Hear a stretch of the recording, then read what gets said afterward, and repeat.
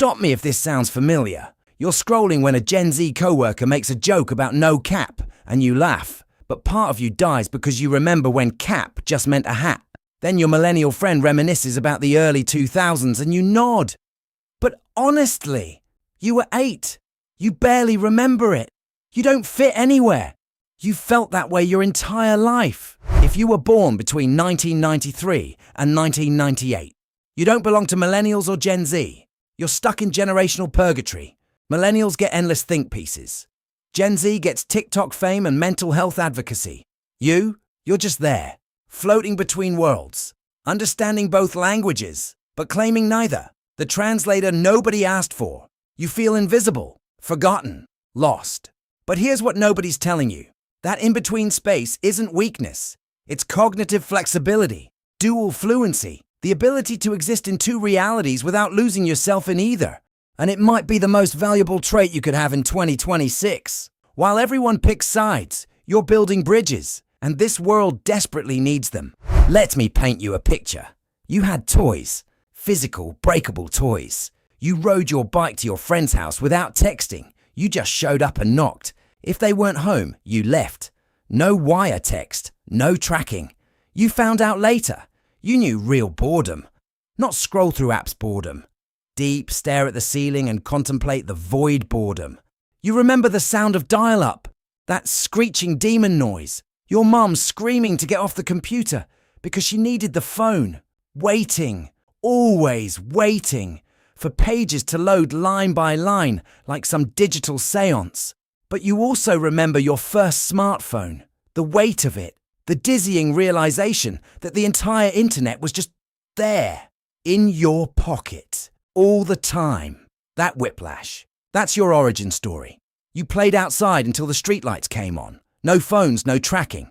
You had a digital camera that held 64 photos and treated those slots like precious gems.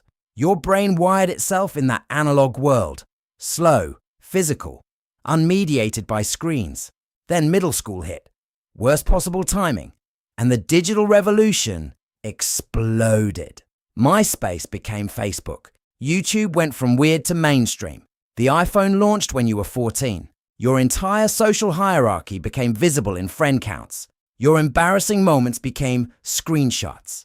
You went from analog childhood to digital adolescence in about 18 months. This created dual system processing. Your brain is fully bilingual.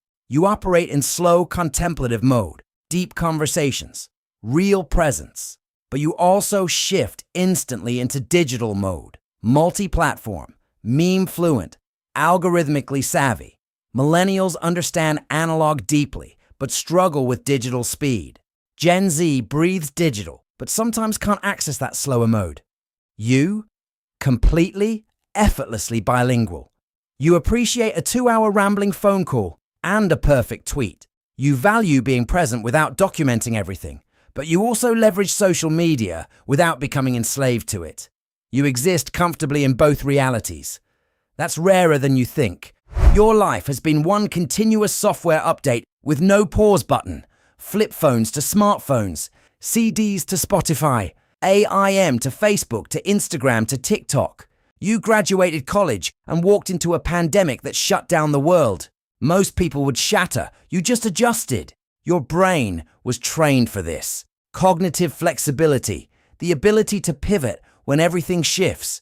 Most people's brains resist change. Yours expects it. Think about COVID. You were in your early to mid-20s when it hit. Peak identity formation. The moment when you're supposed to be figuring out who you are, building a career, forming adult relationships, and the world stopped. Everything gone overnight. But you didn't collapse. Remote work? Sure. Virtual, everything, manageable, career derailed, time to pivot. Not because you're superhuman, because this is muscle memory for you. Older millennials resist change because their formative years were stable. Gen Z is overwhelmed because they've never experienced anything else. You got the golden combination. You remember stability long enough to appreciate it, but you learned to thrive in chaos young enough that your brain built infrastructure for it. Your operating system was trained on constant upgrades, and in a world that will never stop changing, that's not just useful, that's survival. You miss the old days sometimes. Of course you do. You miss when the internet felt optional, when friendships weren't performance art, when you could make mistakes without them living forever in someone's camera roll. But here's the difference. You don't live there. You can feel nostalgia without being imprisoned by it. You remember life before likes mattered, which means you know, deep in your bones, that social media validation is constructed, artificial, a game you can choose to play or ignore. Younger Gen Z kids grew up fully immersed in digital identity from birth. Their sense of self is tangled with their online presence in ways they can't always untangle. They don't have an offline reference point. You do. You remember who you were before any of this existed. Psychologists call this identity layering. You have an offline self and an online self, and you're conscious of the difference. You can code switch between them without losing yourself. You experience boredom before infinite scroll. You had crushes without screenshot evidence. You made mistakes that actually disappeared. That perspective creates depth. You're fluent in the digital world, but you're not owned by it. Your childhood happened during 9/11. You were young, maybe too young to process it, but old enough to absorb that something had fundamentally shifted. The fear, the sudden awareness that the world wasn't safe. Then 2008, the recession. You overheard adults talking about layoffs, foreclosures, retirement accounts, evaporating. You felt the tightening, even if you didn't understand it.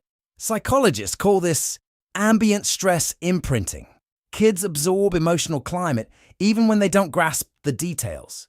You learned that the safe path can disappear overnight, that doing everything right guarantees nothing. So when you graduated into a broken economy, then a pandemic, you weren't shocked. You were prepared. You save even when it feels pointless. You diversify skills instead of betting on one career. You question traditional milestones because you watch them fail people. That's not pessimism. That's strategic realism. You don't expect stability. You build flexibility. And in a world that won't stop shifting, that's survival.